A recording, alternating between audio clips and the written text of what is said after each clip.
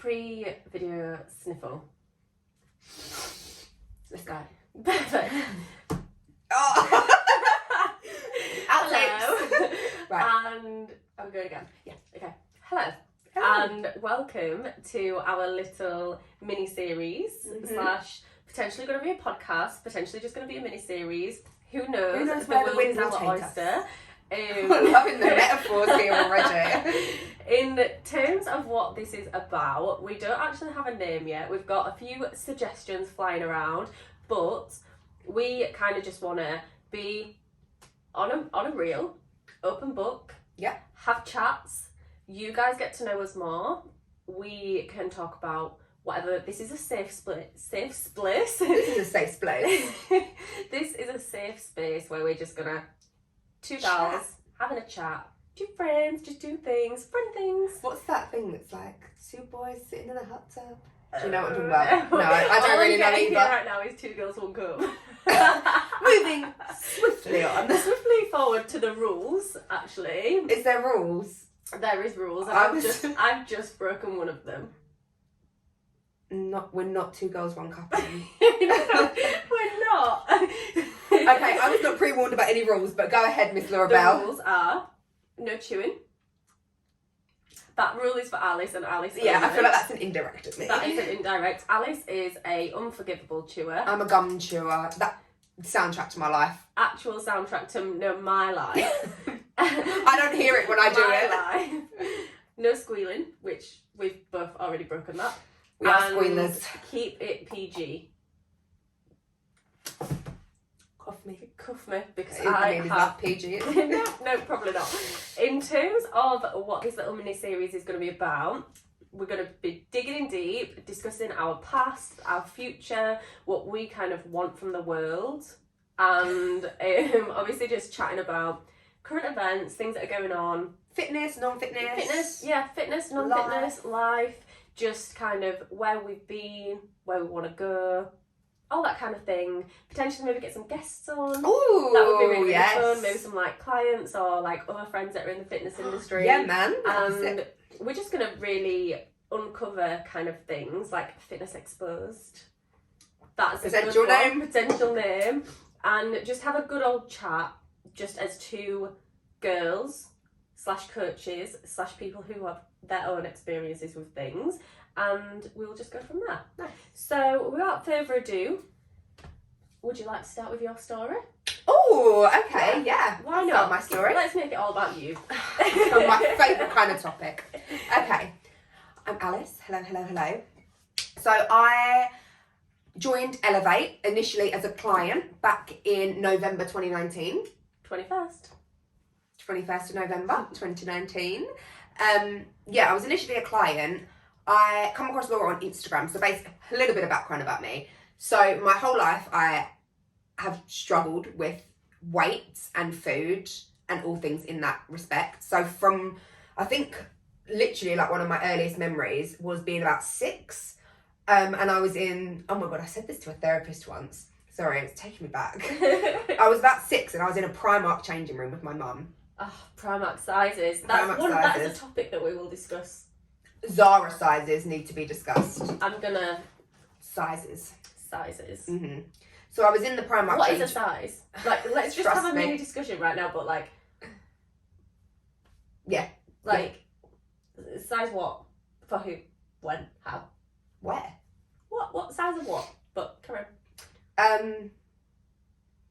You were in a Primark changing room. I was in a Primark changing room. Yeah, when I was about 6 years old, probably, yeah, literally like 6. And I was with my mum, and this is no shade to Celine. Like, God love her, her heart's in the right place. Love my mama. I made it out like she was dead then. Sorry, Celine. She's fine, she's fine. She's a good day. And I was trying clothes on, obviously, and she went to me, Alice. And I went, what? And she went, come on, suck in. Yeah. Oh, Celine. Oh, Celine. It scars me to this day. Bless her. Yeah. Remember my nan when I was probably like 10 saying to me, Alice, that classic line of, minute on the lips, last time on the hips. Oh God. It hurts. You know what it is? It's that like era of like, it's that generation. don't go to the gym, you're going to get way too bulky. Oh, God forbid. Just be careful, won't you? Or, you're looking a bit healthy, aren't you? Oh, Oh, you look well. You look well. You look well. Go yeah. on. Yeah, literally. So obviously I was quite an overweight child. Had to get a special letter from the doctors when I was like 13 to join Weight Watchers. Like it were a bit extreme. So I don't want to say it was inevitable that I was going to have an issue with food later on down the line, but we weren't. It weren't a shock. Yeah, like it's them. It's all kind of setting you up, isn't it? Yeah. Like you're gonna. Like when you look back, you're like, it makes like, sense. Yeah. Well, that's why. Yeah, that's why. So which is good that you can highlight them points. Yeah, exactly. So you can be rational with yourself and think, okay, so this is why I feel this way. This is why I have an issue with X, Y, and Z now. Yeah. So it's good that you've got your head screwed on. Yeah, 100%. This is why I hate primary changing rooms. Yes. Yeah. And all changing rooms. Essentially, yeah. So my actual issues with food, in terms of under eating and things, probably started just before first lockdown with COVID. I think the issues were there, but I wasn't in like a space where I could really act on them. Yeah. So like I would want to undereat, and that would be everything my body was telling me to do. And then someone would be like, "Oh, do you want to go out for dinner?" And you are a social butterfly. And I'm a social butterfly, so and you love food. So. And I love food, so like, oh, that's our favourite thing to do. Oh, that was a good one. That was a good one. So yeah, that kind of took the like enabling myself to restrict away. But then obviously when COVID hit and everything closed, there was nothing to take that side of things away. So I could just let myself restrict and restrict and restrict. And then gyms obviously closed. So I got into a habit of doing online HIIT classes, and I would do them and do them and do them like 2 hours a day. No food before, no food after. No rest days. My soul hurts thinking about it. No rest days, and it just got to a point. At the same time, I was in uni. I was a student midwife, doing like, so my day would like consist of wake up, do an hour of HIIT, start work at 8 for a 12-hour shift, bring no food with me on shift. If I brought food on me, it would be like a skinny crunch bar. Oh my god! To have for my whole 12-hour plus shift, helping people birth babies, like quite a stressful job.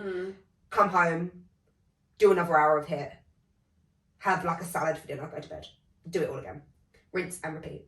So yeah, essentially not really very good. Not good. Well, not indoors. Not what? Don't do this at home. Don't do this at home. No, on a serious note, do not do this at home. Yeah. We joke now, but like, yeah, you're in a good place so you can joke. Exactly, like, but at the time it was bad. Yeah. So went to a lot of different specialists, a lot of different like eating disorder specialists, companies, programs, which weren't really offering me what I wanted to offer. Put this down in the notes. I got told by that eating disorder guy. I think your BMI was... My BMI was 14, and he said to me, well, if your BMI was 13, we'd probably try and do something more about it. So write that down. Even, like, BMI is... Just not even that, but like... even eating disorders and mental health illnesses. They don't have a size or a weight. No, they're not. Like, you can be overweight and like have an eating disorder. Absolutely. Or like, what even is... Right, so like, the BMI scale, that changed overnight, like a few years, like not a few years, a couple of decades ago. That changed overnight because of some reason. I can't remember what. We'll have to, when we do that episode, we'll have to get the research up. But loads of people went from being normal to overweight overnight. Because they changed a little thing. Because they changed something. So like, how can that be a reliable scale? Yeah, exactly.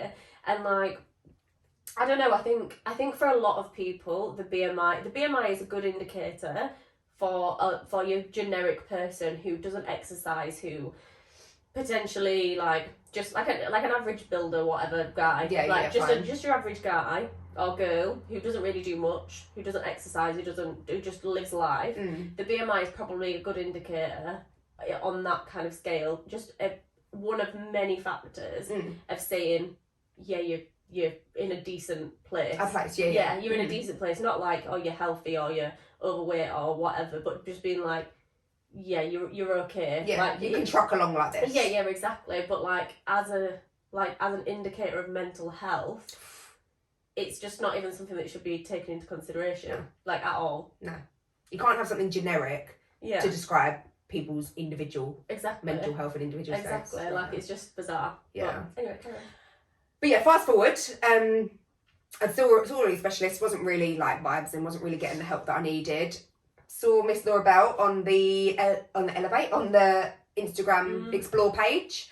Saw that I actually saw you for a client transformation. Yeah, Hannah. Hannah, yeah.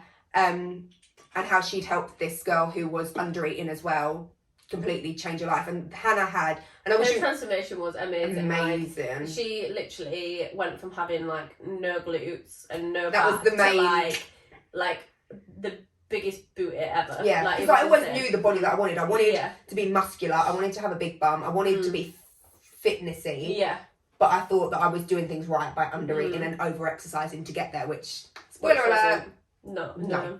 If you think about it, like when it comes to obviously under eating, like if like you need the food, otherwise your body's going to take from other places. So you were losing muscle. Yeah. I was training. You were losing muscle to build muscle. Yeah. Like, it's not like doing all this training, thinking I'm going to build muscle, thinking why is my bum getting flatter? Because you've not got anything, like you're not giving it any fuel. You are eating away your bum because your body's not getting any food to eat. Yeah. Like when. Hello. Yeah. Well, the light bulb came via the Instagram Explore page. So joined as a client, trucked along quite nicely. Yeah, you life did well. changed. You're still doing well. You're still a client. I am still a client. And then me and Laura met. Well, no, we had a talk first, didn't we, about... we did, because you were like... I hated midwifery. You were like... Her words were, if I put my hand up another vagina again, I think I might kill myself. They were my words. And I stand by it to this day. Haven't put my hand in a vagina since. Have you actually not? No. Oh my god, perfect. Is that enough? Oh, keep it PG. Keep it PG.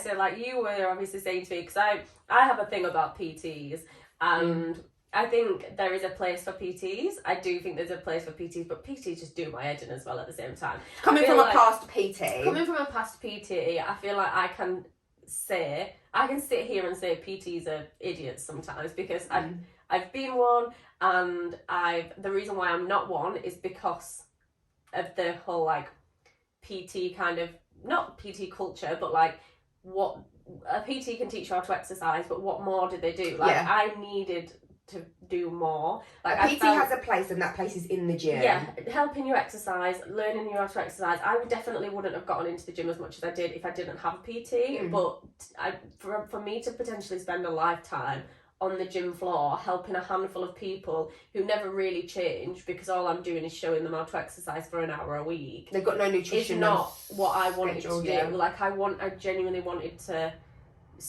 see, like, to change people's lives. Transform people's lives and their habits, and that's not what I was getting. Like, being a PT felt very like it's so, like, I don't know the word for it, but like very unfulfilling. that is the word. But I felt like I had all these big plans of what I was going to do, and then it got to it, and it felt like people only wanted a personal trainer to feel good so that they could go and eat a Chinese after. Yeah. Or be like, oh, it's fine, I can go out this weekend because I did my hour PT. Yeah. Like, that's on not Tuesday. Yeah, like, that's not what, like, that very fast became what I saw it as, and it was just not what I wanted to do.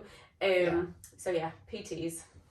Can't remember what we got onto that topic. I think we're ready to move on to your story now. So essentially, became a client, now work as a coach for Laura. It's because you wanted to be a PT. I did, said to Alice, I said, do not be a hated PT. midwifery, wanted to be a PT. Because it's not going to fulfil you. We're very similar in the sense, like, we want to help people. That's why I went into midwifery in the first place. Yeah. Exactly. So we're quite similar in the sense that, like, we want to help, we want to, like, change people's lives, and I know that you wouldn't have got that from working in a gym, especially in the gym that you were in, because the gym that you were in that you were going to then go and PT in, it wasn't a nice environment for you anyway. Like, you weren't liking it because of all Lots of predators, the predatory men in the gym, so you just wouldn't have been happy. And I saw it and I was like, you know what, I'm going to ask her if she wants to just come and work for me instead. And you said no. I said no. She said no.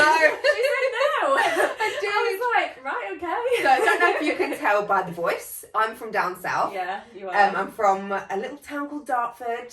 In the middle of nowhere. In the middle of nowhere. It's not really in the middle of, but yeah. To Laura, it's the middle of nowhere. It's basically like where? It's like, you want to be London, but you're not. Yeah. And I didn't want to move. I had a lovely boyfriend at the time. We'll talk about him in another episode. Can we do an episode? No, he'll probably come after me. Exes exposed. And didn't want to, for some reason, like, sacrifice that gorgeous relationship. And then I met you. And obviously wanted to stick a hand up my vagina. That was my first inclination. So, first of all, yeah, we met and we just, like, got on. Yeah, that. Yeah. And that, I'm sure that day I said to you, so Laura, if I really did want to work for you, what would the situation be? Yeah, and I was just like, well, just let me know when you're not drunk. Yeah, it was the first time that you'd had a drink in like 2 years, wasn't it? Because you'd not didn't drunk feel comfortable to do it until I'm around and then obviously we went out and you was like, oh, Laura, like it sounds so weird, like you asked me if you could have a drink because you were so nervous, so like you were in the depths of obviously having your eating disorder and things, so you were like, oh, can I have a drink? And I was just like, have whatever you want. And then I should never have said that because long story short, 3 hours later, I had about 5 cocktails, so I was pretty sober. You were about 2 bottles of Prosecco deep, and we were dancing in Pop World. So, regrets. I have no recollection of this event, but I'm sure it happened. It did happen because I've got the pictures from Pop World. Oh my God, I don't know where they are. Oh, we need to find them.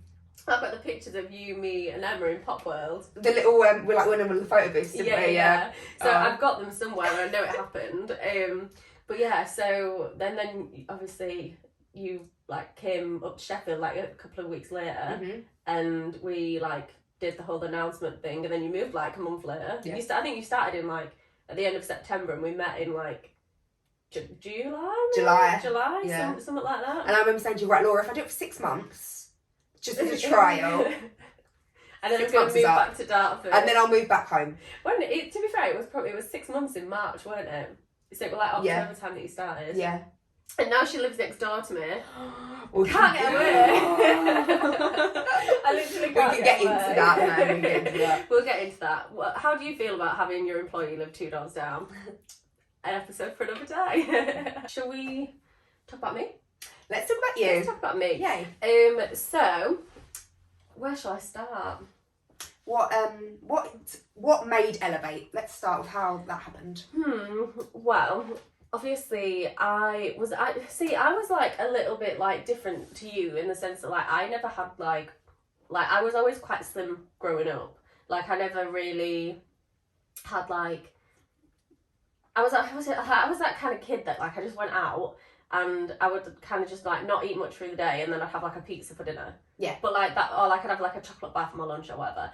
And I was fine. And like I did that like all my life until, well, I say all my life, but I did that until like I was like 16. And then I started joining the gym. But I used to do this thing called like blogging lattes. I don't know if you've heard. I've heard of blog lattes, yeah. So I used to do that. And when I did that, like, I don't know if anybody knows who she is, but like I am very much like boycott her. Anti-blogger lattes because she is so toxic. Like I literally look at her on Instagram now and she's so like she's just brought out I don't really keep up to date with her, so I don't know any of this. You'd be raging. She just brought out a protein powder which is called Sculpt and De-Bloat. So it's got a digestive enzyme in it, so you don't get the bloating side effects of protein. But then why is it called Sculpt? Because protein powder doesn't sculpt you. Make it make sense. But, and obviously, like, I always get these videos sent to me all the time, but, like, the other day, she was saying she was doing this, like, dieting thing, and she was, like, blowing into, like, a pen, which told her how many calories she needed to eat for the day. Yeah. So, boycott blogger lattes. Stop it! But I was doing her workouts when I was, like, 16 till I was 17, and she used to do these workout calendars, and it was like 5 workouts, 5 days a week. So these workout videos were like 10 minutes long and there were like 5 of them sometimes. So it were like a good like hour to an hour and a half. If you were following these calendars, you'd be doing like an hour to an hour and a half workouts. And then like she used to release like recipes and stuff, but the recipes were like easy 200 calorie pancakes, 200 calorie this, 200 calorie that. So like when I was like 16, so I was like, when I was it's not even a snack, it's literally inhaling. Yeah. So when I was 16, so I was like 18, I got very much into the whole like blogger lattes. Like I would literally get up in like the morning, I would go to school, eat hardly anything. I was going through a phase where I was like trying to be vegetarian as well. My friend George was a vegetarian, so I wanted to be a vegetarian, and I didn't like veg at the time. So ask me what I ate because I don't know. So I was literally going to school with like nothing to eat because I didn't like veg and I was trying to be a vegetarian. And then I was finishing school and I would literally have like a jacket potato and like half a tin of beans. And then I would do like an hour and a half of these like bloggy lies videos, take up my mum's entire living room. She used to be raging. She'd be like, Laura, you're getting dust everywhere from your workouts. I can imagine Julie right now. Yeah, literally, she was fuming. And then I did that for like pretty much like 6 months straight until I dislocated my knee doing one of the videos. It was horrific, but it was probably the best thing that could have happened because like I was absolutely tiny. Like I was like 6 stone 13 and I was like 5'6". Like I've not really grown any more than when I was like 16, 17. So after that I was like, this is a sign from the fitness gods that like I should not do this. So then I joined the gym, but then I came to uni. So as soon as I came to uni, that was like it. Like fitness was like done for me. Like I was going out with my friends, I was just drinking, having fun. And through the course of uni I went from being like quite underweight to like I wouldn't say overweight, but I gained around 4 stone and it wasn't muscle because I wasn't exercising. So, and it was in a short period of time. And it was in a shop, so it was over the course of like 4 years because I did a placement year. So it was over the course of 4 years, so I gained about a stone every year. So it happened very gradually and it wasn't something that I thought like, it wasn't something that was like, oh my God, I've got fat. Like it wasn't ever like that. But because I was like partying and drinking and eating whatever, it just got to the point where I was like, I just felt unhealthy. You don't feel like good. I just felt unhealthy and like I'd walk upstairs and like I wouldn't be able to like eat, like I would not eat, sorry, I walk upstairs and wouldn't be able to breathe. So like I tried in my final year of uni, I tried to go to the gym like quite a lot. Like I would try and like I've got like selfies where I'm like going to the gym in my Gymshark things. But I would always go for like a week and then I would just like not go for ages. And then I'd go for a few days and then I'd not go. And progressively throughout that year, like, I remember my last year of uni was when I put on the most weight. And that was obviously because I was drinking a lot of red wine. Doing what Laura used to call a Whitney. Doing a Whitney is a toxic trait of mine. It used to be a toxic trait of yours. Yeah, it's not so much anymore. However... What is doing a Whitney, Laura? Doing a Whitney is getting in the bath with a glass/bottle of red wine and drinking until you almost pass out. Until you nearly drown. Until you nearly drown. Blare some sad songs. Yeah, have sing a good your cry. heart out. Yeah, you know, dissertation's due, but nothing compares to you. That is how it Good went. old Whitney. Good old Whitney. That wasn't even Whitney. That was Sinead O'Connor. No. Is it Sinead O'Connor? I thought it was Celine Dion. I don't know. Nothing compares to you. I don't know. Nothing compares to you. It's been so 15 days. Yeah, what is it? I don't know. Yeah, well, her. Shit, I'm just. It's not exclusive to Whitney. Yeah, it was any sad Anyone's song, welcome. But the whole thing was doing a Whitney. Doing a Whitney, yeah. Doing a Whitney, going to the bath. Didn't you say that sometimes you brought up like leftover Chinese and stuff? Yeah. So just out me on my own mini-series. This is real life. So like I used to like go to the gym and then accidentally go past the Chinese on the way home.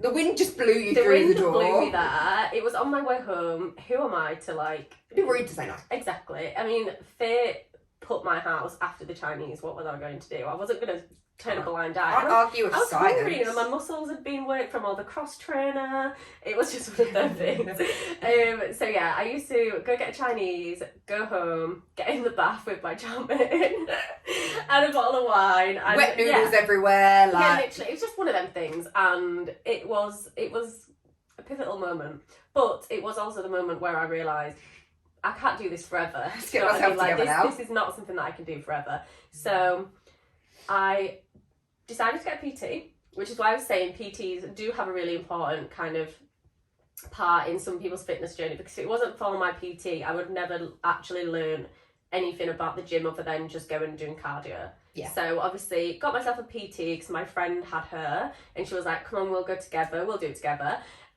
So I got myself a PT, got to the gym. Around about that time, obviously, I met my boyfriend, who was also into the gym. He was a PT for like 3 years before I met him.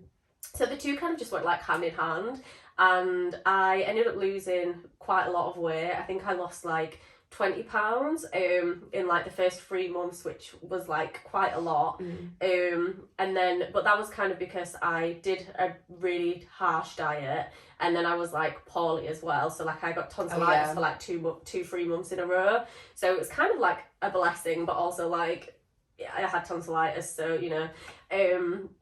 And then COVID came, and the only thing I really knew how to do was to drink red wine and eat Chinese in the bath, which wasn't going to make me any money, unless it was one of them like weird like fetish things. I reckon you could put that on OnlyFans. Yeah, we We've missed the trick here. Do you know what? I put a picture up, on my Instagram story of us filming something, and someone replied saying, OnlyFans, question mark. Dirty.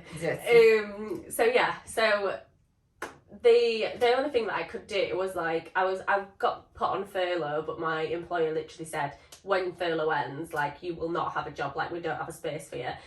So I got my PT qualification, and then I just thought, you know what, if I've lost weight, granted by tonsillitis, no, kidding, I did. No, to be fair, I did lose like a lot through like learning macros and things. Like Jacob taught me how to do it.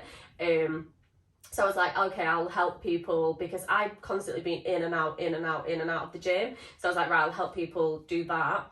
But unfortunately, obviously, at the same time that I started being a coach, with kind of like being in the industry and being new to the industry, I believed that I had to like live up to like this kind of standard where I had to it can be so toxic. Yeah, like I felt like I had to constantly look like my best self, which in my head was my smallest self, which was my leanest self, which was not sustainable year round. So I spent like 6 months. We could do a video on that. Yeah, so I spent like 6 months like eating like 1,600 calories, sometimes trying to eat less, and then obviously got stuck in this binge restrict cycle at the same time that I was kind of starting out as a coach, because I felt that it was one of them things where I felt that if I didn't look good, people wouldn't want to be coached by me, which I know now is like not it at all. But because at the same time I was getting clients, I was like, it was feeding that thought. It was feeding it, and then the second that I would feel rubbish, or like say I'd have like a binge episode and I'd upload a picture like the day after a binge and it wouldn't get as many likes, or like if I had like a dip in inquiries like after like a binging episode, I'd be like, oh, it's because I don't look good. So it was just this constant cycle. And then I decided to go on like it was I wouldn't say it was the all-in approach, because it wasn't really what I did, but I didn't do a reverse properly. Okay. So I actually got myself a coach, and she literally increased my calories from 1,600 to like 2,500. And she kind of just said like, eat whatever, as long as like you try and hit this every day. And some days I went over it, some days I went just under it, and I kind of ranged between like 2.4 and 2.8 for like quite a long period of time. And I regained like weight, and I obviously gained like a lot of water weight, but through that it made me realise that like I've never been as strong in my training, and I'd completely changed kind of my thoughts and processes towards what training was.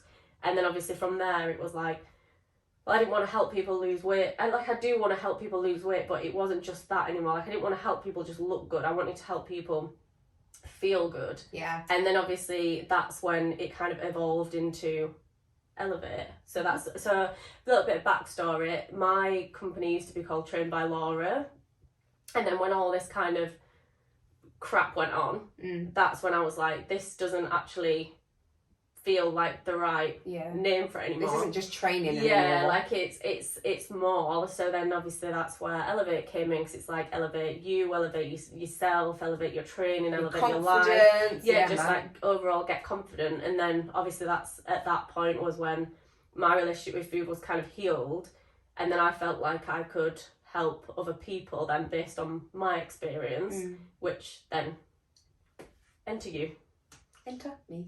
Yeah. That's Elevate was born. And Elevate was born. Yeah. But I feel like we've rambled a lot. We've talked a lot. This has been a very, very, very talky. This was only supposed to be 10 minutes. It literally it was supposed to be 10 minutes. What time is it? You haven't watched 4:20. Oh, Jesus Christ. They're just Specsavers. Yeah, oh God, you need to set off, don't you? Right, so we will wrap it up there.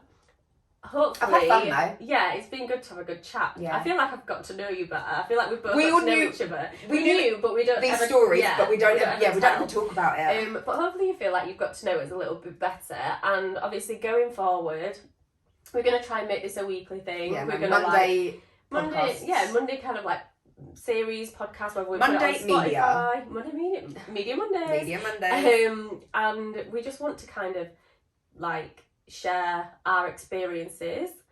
We talked about about that. talking about like current events, like calories have just come onto menus and Yeah, things. how like, do we feel about that? Mm. What does research say? Maybe get someone on who is opposed to it, or Or so we for can have it, like yeah. like so we can have like Healthy a big discussion. healthy discussion and kind of chat about things. I'm a very argumentative person. Alice will not be arguing. Is that a rule? 4 rules. 4 rules. Yeah, so we can just chat about everything. Obviously, now we're going to chat about BMI, change rooms, sizes.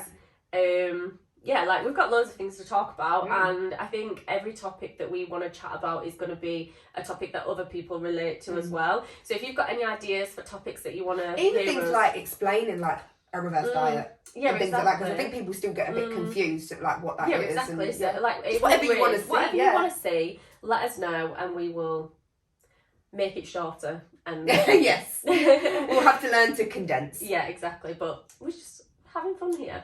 We just love to chat. We do like to chat, and we are very chatty people. So just give people something to listen to. Oh yeah, if you're on doing one of my clients doing Stairmaster and you're having a little listen, God forbid I give you long enough on the Stairmaster to listen to the whole thing, but it'd be fine. We will wrap up there. We will indeed. Thank you so much. This is sponsored by Monster. we wish. Oh, jinx. Mine's empty, but I thought we were going to do it then. No, mine's empty too. I'm just going to pretend to drink. Blended. But thank you, and cheers for watching. Bye. Or listening.